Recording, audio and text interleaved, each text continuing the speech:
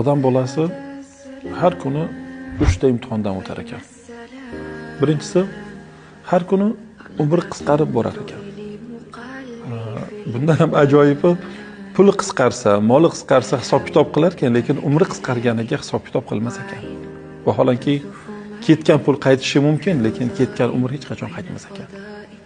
Ikkinchisi, inson har kuni Alloh taolo bergan rizqini yeydi, lekin bu yegan rizqi harom bo'lsa, azob bo'ladi. Agar halol bo'lsa, hisob-kitob bo'ladi.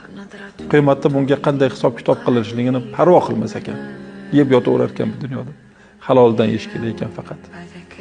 Uchinchisi, inson har kuni bu dunyodan bir kunlik uzoqlashar ekan, oxiratga bir kunlik yaqinlashar ekan. Va ketgan dunyoga hasrat qilar ekan, lekin yaqinlashayotganiga parvo qilmas ekan. Vaholanki yaqinlashib bir kuni bitib o'lgandan keyin rohatda bo'ladimi, azobda bo'ladimi, buni ham parvo qilmas ekan. Payg'ambar sollallohu alayhi vasallam shunga duo qilganlardir. Ey Alloh, bizni g'am tashvishimizni faqatgina dunyo qilib qo'ymagin deganlar.